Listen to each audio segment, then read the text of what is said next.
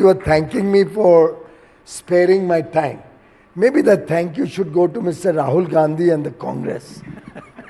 Because with Parliament not functioning as it should be doing, with debate and dialogue and discussion on bills, raising issues of public interest, taking up issues of concern, discussing the very sad tragedy in Uttarakhand, discussing ways to make India grow faster and better and bigger, working together for a better future for the children of India.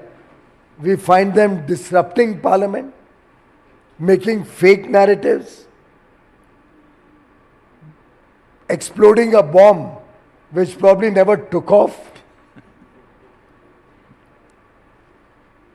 Probably just like the Pakistan attacks on India, the Congress comes up with arguments which have no, as they say in Hindi, na sir na pair.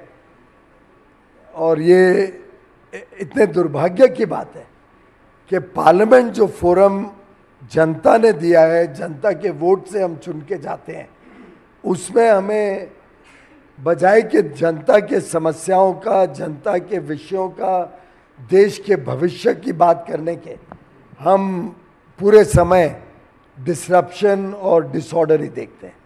तो एक प्रकार से धन्यवाद उधर जाना चाहिए. The whole world recognizes us as the fastest growing large economy. We are contributing 16% to global growth. Our inflation is amongst the lowest in the world.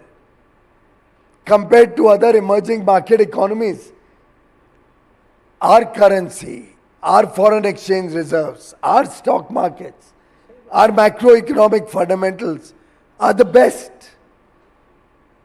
The world recognizes it. You said so yourself during your visit with me. The world wants to come and work in India. The world wants to work with these 1.4 billion young, dynamic, enterprising, aspirational Indians. They recognize the talent, the skill that young India has. So India's got a very bright future. I think parroting a negative narrative by the leader of the opposition is a matter of shame. I condemn him for that. And frankly, the nation will never forgive Mr. Rahul Gandhi for this kind of very, very demeaning comments about the great story that Bharat is demonstrating to the world. Apart from all these pressures, आपने deal की बात की. हम लोग जब विश्व में जाते हैं, so people talk very highly of India as a democracy. But then within our country, there are those who say elections are rigged, election commission is rigged, election commission works at the orders of your party. Does that take away from the strength of our democracy? How would you respond to those? I think, these are such absurd comments that they only deserve to be condemned and not even responded to. B, अब जब हम कोई फल लेने जाते हैं या कोई दुकान में कोई भी चीज़ देखते हैं या डायमंड माइनिंग कोई लोग करने जाते हैं, तो एक खोटा सिक्का तो सब जगह किधर ना किधर निकल ही जाता है.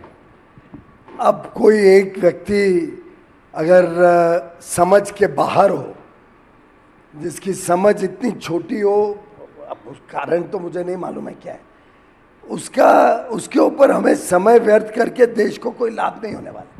People have also given up, और उनकी खुद की पार्टी के लोगों ने भी उनके ऊपर उम्मीद छोड़ दी है. तो दे हैव डिसाइडेड कि हमको जीवन भर अभी ऑपोजिशन में रहना है. हो सकता है कोई नए युवा लोग अभी भी सोचते होंगे कि कभी ना कभी उनको नंबर लगेगा, पर ये परिवारवाद के रहते तो शायद वो भी संभव नहीं होने वाला है. तो ऐसी स्थिति में मुझे लगता है अब देश ने मन बना लिया है, अब विकसित भारत की तरफ बढ़े. ऐसे सब ये साइड क्या बोलते हैं इसमें, साइड शोज के ऊपर कोई टाइम वेस्ट करता नहीं है. अनाप शनाप झूठे आरोप के ऊपर कभी राजनीति नहीं चल सकती। इस प्रकार से भारत की इंस्टीट्यूशंस को रन डाउन करके कभी देश का विश्वास नहीं प्राप्त किया जा सकता। झूठे आरोप लगाने से कभी कोई सिद्धि नहीं मिल सकती है। और इलेक्शन कमीशन तो पूरी दुनिया की शान है।